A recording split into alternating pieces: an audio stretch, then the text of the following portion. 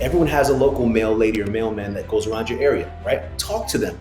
They see every house in the neighborhood. And this goes back to networking, right? They see every house in the neighborhood. I seen the mail lady walking by or driving by in her car, and she looked stressed. I said, "What's wrong?" She says, "I don't have the money to pay for my kids' Christmas gifts." I said, "I got something for you. You know every house in the neighborhood. You know it's vacant. You see the mail. Just text me the address and the owner's name of a house that you think is distressed. If I buy it, I'll give you $1,000."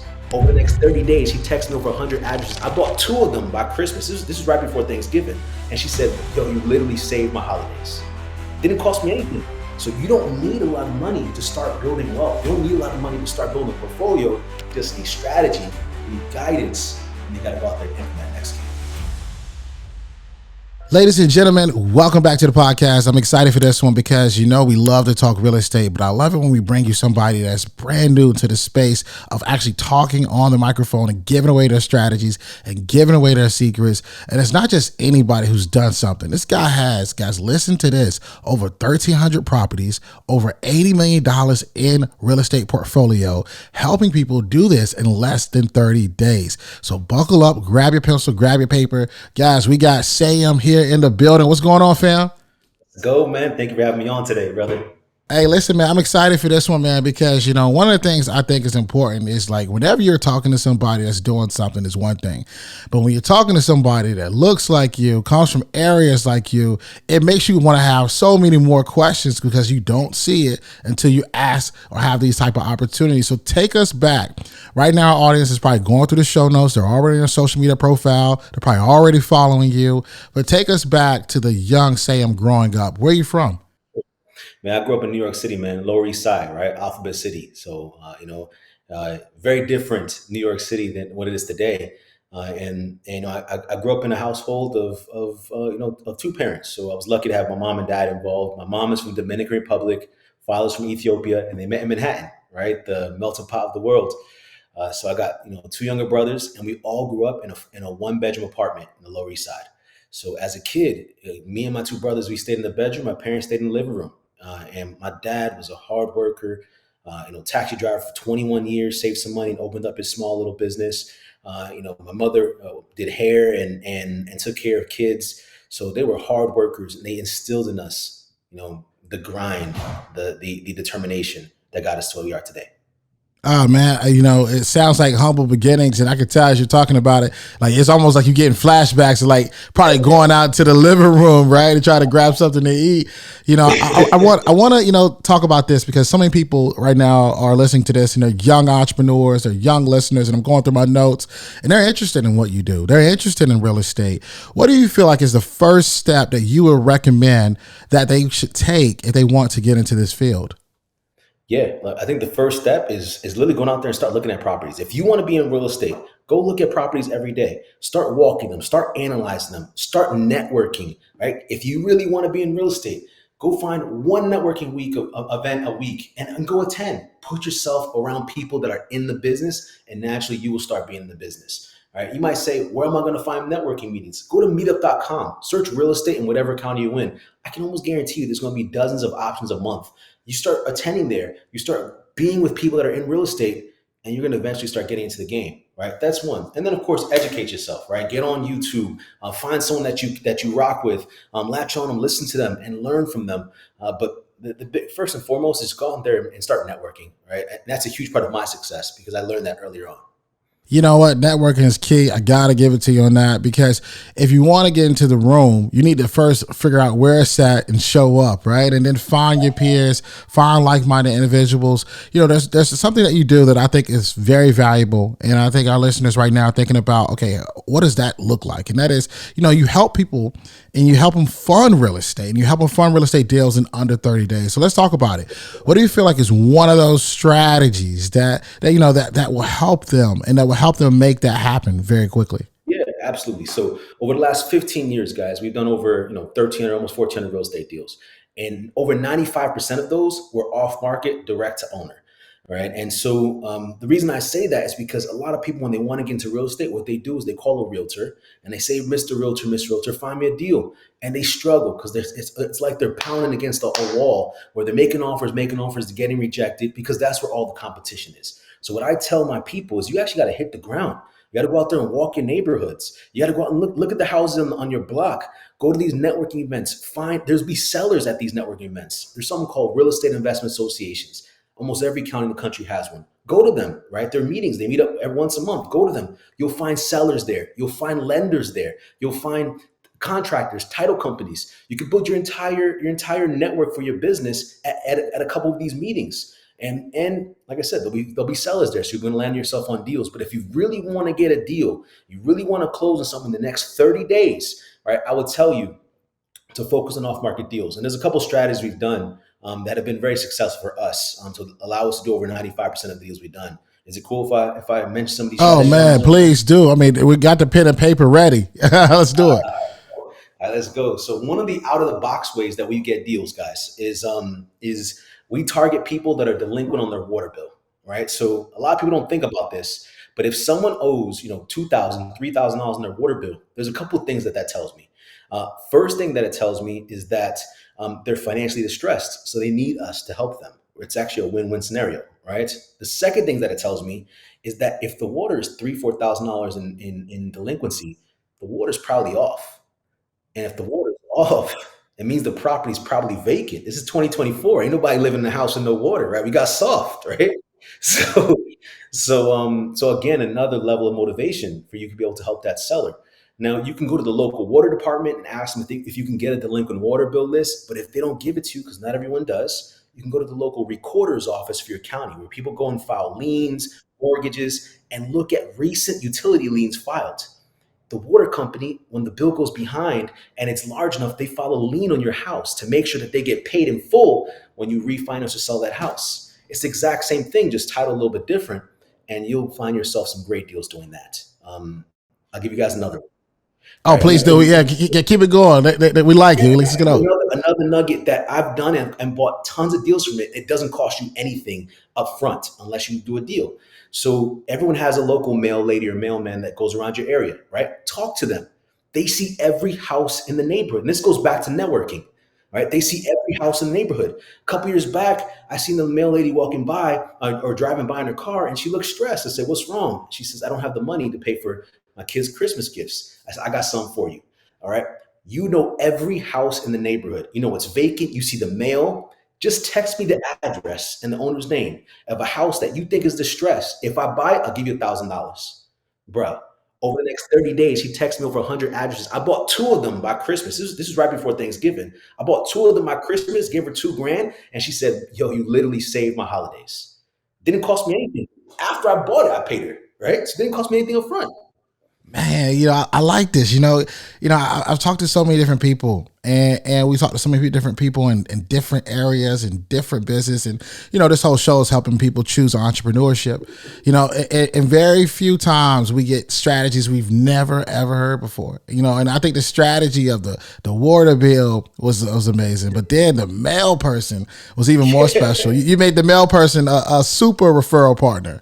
Exactly. I mean, I bought over a dozen deals from that one lady right there, right? And then there's obviously other male people. Can I give one more nugget? Absolutely, let's do it. All right. So I hear from new people in real estate. How am I going to reach a seller? Right? You can skip trace them, get the number, and text them or call them. You can put a door hanger on their door.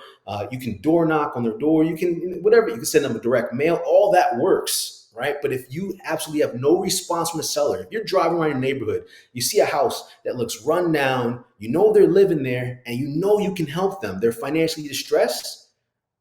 All right. What I would do is I'd get a for sale sign, put your phone number on the for sale sign, and put that on the front lawn. All right. I guarantee you they're going to call you. All right. I guarantee you they're going to call you. Right. Because it happens every time. They're going to call you. They might be some explicit words at first, like "Who the heck you think you are? Put in my house for sale." And then you talk them off an ad, off a ledge. All right. And then you bring them back to reality and say, "Look, I've been trying to reach you. I have a solution for you that's going to put some money in your pocket. All right. Times can be tough. I understand. Let me put some money in your pocket so you can move on to your next situation in life stress free." All right. It's a numbers game. You make a deal with some, you won't with others, but you'll get them to call you. Oh man, you definitely give him to call you. That's super tactical right there. You're definitely gonna give him to call you. I can imagine you've probably gotten pleasant surprises and more like, man, I love this place. I can't leave this place.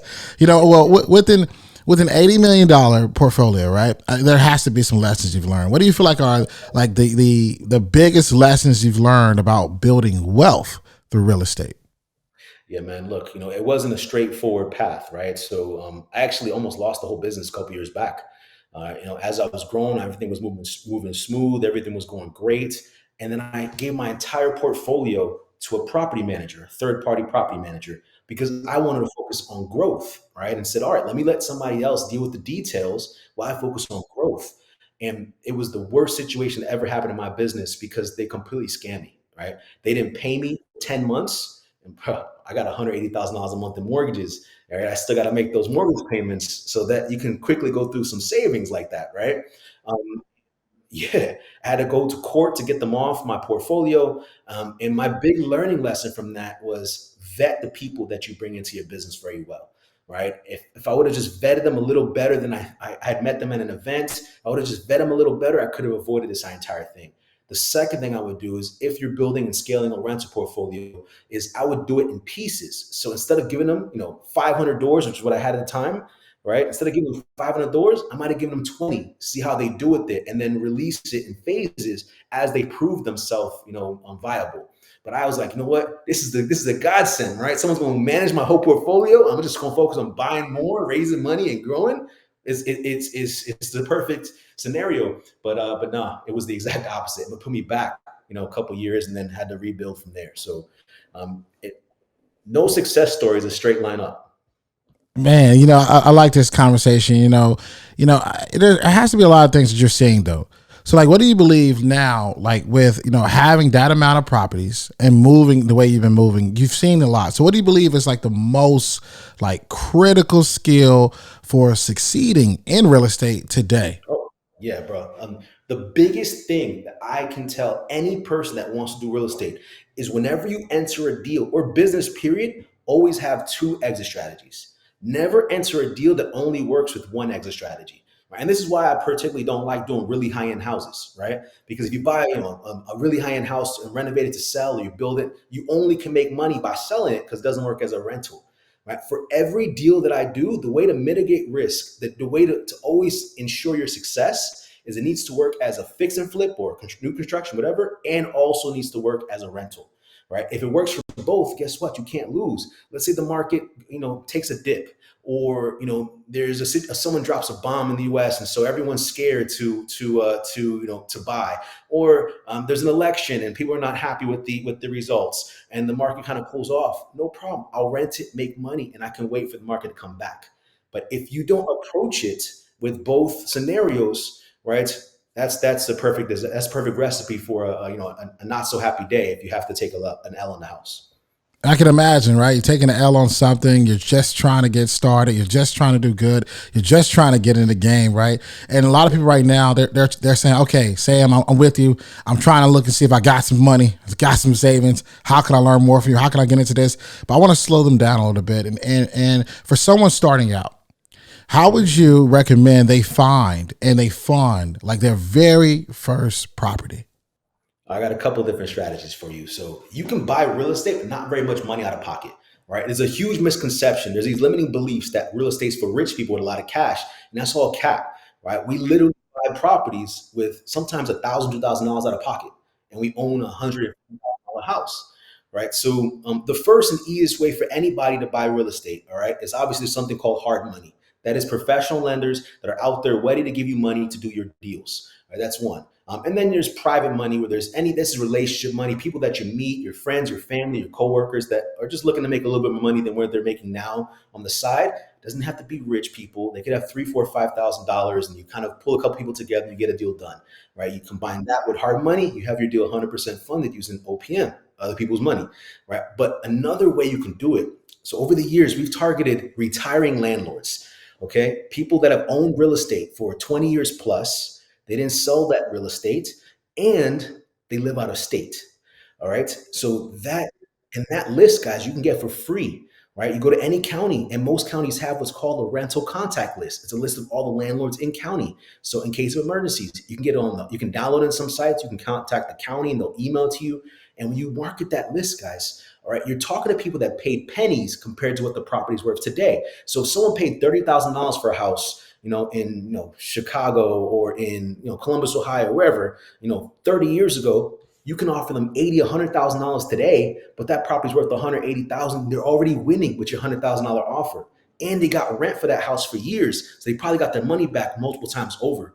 So here's where I'm bringing it back to your question. All right, this is a great way to build your rental portfolio. So you can come to this seller and say, "Hey, Mr. Seller, I know you want to sell and I want to buy. All right, I can get you the majority of your money today because I'm gonna get a bank or a hard money lender that's gonna give me 80% of the purchase price. All right, so I'm gonna give you $80,000 on that $100,000 purchase price. You paid 30 grand, you've already received rent, so you're already winning. Can you give me the opportunity to pay you the other 20% over the next 5 years through my rent?" All right. So they seller finance your down payment. There's something called the seller holdback, right? And you can literally come into that property paying nothing more than closing costs. All right. And from the rent you get every single month, you pay them that 20% back, and then they're out of it. You own that property long term for you and your portfolio. So you don't need a lot of money to start building wealth. You don't need a lot of money to start building a portfolio. You just need strategy, you need guidance, and you got to go out there and implement and execute. Hey man, I like this conversation so much. I like this conversation so much. I was saying to myself, all right, cool. At what point did he just say that? Because I'm gonna look at the screen, look at the timestamp, because I'm gonna go back and listen to it. I think it's so cool when we have different thought leaders or entrepreneurs on the show who are bringing these strategies, bringing these tips, and so I just want to make sure we're giving the audience exactly what they need. You mentioned conceptions, and I can imagine there's many misconceptions, and we just discovered and discussed one. What do you feel like is the biggest misconception about real estate investing that you think is holding people back? Yeah, there's really three that I come across all the time. One, need a lot of money to do it. I just showed you that that's not the truth, right? You can buy a real estate property if you have a couple grand out of your pocket. That's one. Number two, I hear that people think, oh, I need to have perfect credit to do real estate. And that's all cap, right? Use the profits from your real estate deals to get your credit right. Don't wait for your credit to get right to do real estate. A lot of people got it backwards, Break right? that down. Break that down. Yeah, use the profit, y'all, from your real estate deals to get your credit right. Don't wait for your credit to get right to get into real estate, right? The best time to buy real estate is always now. I hear people talk about, oh, interest rates are high, so I can't buy real estate. That's cap. Buy real estate now, interest rates go down, buy more, right? Just make sure you buy right. So you want to buy with margin. You want to make sure there's cash flow. You want to make sure there's cushion that withstands the higher interest rate, and you're good, right? So, but that's the second one, guys, right? Getting the credit right to get into real estate. And the third biggest one that I hear all the time, is I need experience to do real estate. That's cap. We all start somewhere, right? Hard money lenders, private money lenders, guys, they don't care about your credit. Right? If you have a great deal, it overrides everything. You have credit problems, no problem. I literally have a mentee that had a 510 credit score, and he's bought 3 houses already since February. We gotta slow it down. You gotta slow it down. And, it reminds me, I have I got a background of, I grew up in a household where me and my brother, we communicated. And one of the ways we communicate is through rap lyrics and songs and bars and all those things. And you gave a bar right there that this was a rap battle. I don't know if you ever watched like Smack DVD or any of those things. They would have to slow it down, bring it back, because it made so much sense to imagine someone with a 510 buying 3 properties, guys. This is a strategy. This is a strategy that you're really, really learning right now. You should implement. I actually got notes to make sure I'm going through the right questions for you here. So, all right, so we're understanding the misconceptions. We're understanding it ain't about the credit. It ain't about the money. It's all cap. It's really about understanding the strategies on how to do it, right? So I can imagine this next answer is probably pretty high for you, right? If someone that's looking to build generational wealth, when you think about real estate, what importance or at what level would you say this is in playing a major part in doing that? Oh man, it's phenomenal, right? There's no other asset class out there. There's no other investment out there that makes more millionaires than real estate, and has been for since the beginning of time, right? Real estate tends to go up in value. So for our people, for those people who are looking to build wealth, to pass something on to their kids, their grandkids, buy real estate, y'all. Let's get on the other side. Let's stop paying rent, but start receiving rent, right? And as you start receiving rent and you start owning real estate, you can use the value of that real estate to buy more real estate because real estate tends to appreciate over time. All right. Now, don't go in banking on the appreciation, but it never really happens, right? Yes, you have little dips in the middle because the market fluctuates, no problem. But if you take real estate 10 years ago, right, and you look at the value of real estate today, I can guarantee you in almost every city in the country is going up in value. If you take it 20 years ago and you look at it today, I can guarantee you in almost any city in the country, it's going up in value, right? Real estate tends to go up over time. And as it goes up, you can pull from that equity, all right? You can pull from that appreciation to go out and buy more real estate, right? You don't need to have a big bunch of this big pot of cash to go out there and buy stuff. You can use the one asset you're already owning and use that to leverage to buy more assets. But the key is you need to buy real estate now. Now is always the best time to buy real estate. Let's not wait for tomorrow because the biggest thing that happens, and it happens over and over, is tomorrow never comes if you say, I'm going to do it later, right? Now is the best time to buy real estate, y'all. I like it. These strategies. I mean, I like it. I mean, you said the time is now, right? You seem to be someone who stays ahead of the curve and stays knowledgeable and kind of can always kind of see where things are going and know how to make the right adjustments. How do you see the real estate market changing? Like, how do you see that changing? And what strategies would you recommend for staying ahead? Yeah, look, real estate is, look, they're not making more land in this world, right?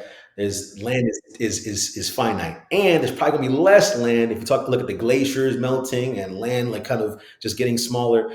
So you want to own your own piece of this big world, right? So real estate is going to go up in value. Inflation is not going anywhere, right? And real estate is the best vehicle to fight inflation because as inflation goes up, real estate values go up. So you get to actually fight inflation.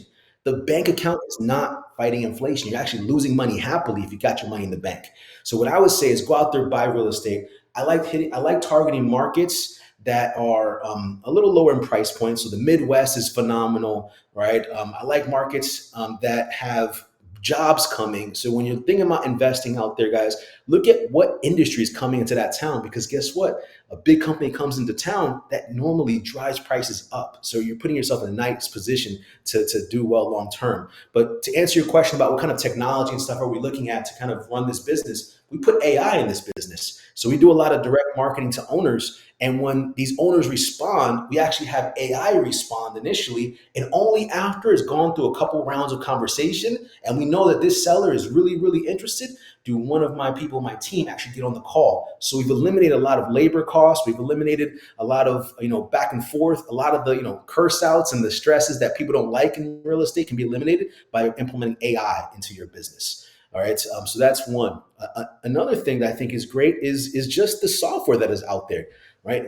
When I first started this, we didn't have all the software for property management and for tenants to make payments online and for tenants to at the click of a button know where every single tenant is at and if they're delinquent, send them a notice or whatever. So some of this software makes things very, very easy for you to go out there and manage your real estate. I mean, if someone has a maintenance call, they call into the software. The software reports it, sends an email out to my team members, and that eliminates like 2 or 3 different steps that were needed to get that maintenance issue resolved. So I think that it's only going to get easier and more streamlined. All right. I think that the ability to reach out to more people is going to be easier and more streamlined. And I think that it goes back to owning real estate now because again, there's not more land. The only thing we can do is go up in many cities, right? So own real estate because it's going to go up in value. Inflation's not going anywhere. I like that. There's not any more land. There's not enough, right? There's not more coming. So you might as well start putting your name out there and owning a piece of it, right? I can imagine, all these things you've learned, all this knowledge you've given us, there has to be something that you're like, Shawn, if I had just known this before, if I had just known that prior, what's one advice that you wish someone had given you when you had very first started? Yeah. So I remember in the beginning, I was always worried, like, man, how am I gonna get the money? Where's the money gonna come from? How am I gonna find the money? Am I gonna really get this deal closed? And that held me back in the beginning from submitting a lot of offers, from putting properties in contract, which obviously we still made it to a good spot, right? We purchased over $250,000 in real estate. However, it would have expedited that process. So if someone's new in real estate and they're thinking about getting started, don't get in your head. All right. A big thing that holds you back. I heard a quote a couple years back that said, if you think you can, if you think you can't, you're right. You absolutely can do this. Many people before have done it. I've done it. There's no difference between me and you. Only difference is that I started a couple years ahead. I'm 15 years in this game, right? But now is your time to shine, y'all, right? The money will be there. You need to focus your effort on locking in amazing deals. As a new investor, you are an offer machine. That's literally what you are. Go out there, submit offers. All right. If you want to lock in your first deal in the next 30 days, and if that means you need to submit offers every single day, right? In my business, we submit 25 offers on average to lock in a deal. All right. So that means that if I want to get a deal in the next, 3 months, means I literally need to submit. I have to submit about 8 offers a month, right? 8 offers a month. That's 2 offers a week. Not that crazy, y'all. Right? Not that crazy. This is your business. Right? Don't worry about where the money's gonna come. Don't worry about how you're gonna fund it. It's gonna be there. What you need to do is lock in a great deal. There's more money out there, what I realized over the years, than you and I will ever need to do any deal we need to do because money follows good deals. You just have to have the power and lock in the good deal first. Yes, you heard. You got to lock in. Listen, you got to lock in first. That's the key, right? I want to ask you the Yes. question that we've asked every single person who's ever been on this podcast, and that is, if you were asking yourself the question of the show, "School's over, now what?" What advice would Sayam give? Yeah. So I kind of alluded to this already a couple of times, but my big advice, right, for whether you're going to go get a job or you're going to start a business, whatever, is buy real estate.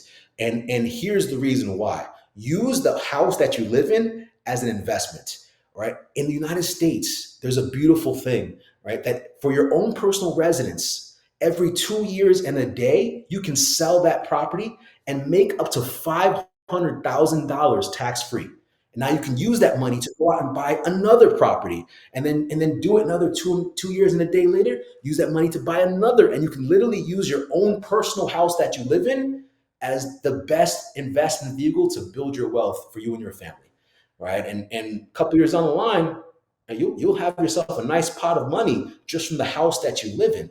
But it all starts with you making offers, locking that first deal, all right, and own it, and you'll see great results just from that one property. Make offers, lock in a deal, utilize that first property. And what I like about that advice, which is different, a lot of people say, Yeah. get that house, keep that house, rent that house out. What we're hearing from you is like, yo, use the house as an asset, get that money, go get the next thing, and continue to start building an actual portfolio. Exactly, exactly. And what's beautiful, look at your house. You can get FHA loans, VA loans, depending on your situation, right? And buy that home for 3.5% down. So you're putting a little bit of money down to buy it, and you take that little money to leverage an asset that appreciates over time. So every 2, 3 years, you sell it. And I've done that with my own house actually. My wife hates it, right? She hates it. Especially now with the house we live in now, right? Where it's about to go get sold because it's been about 3 years there. And we're gonna take that house and go buy something even bigger. And that's how you get to your dream house, guys, without having to go, grind and save a bunch of money in the bank. Use your own house that you live in as the vehicle to get to your dream house.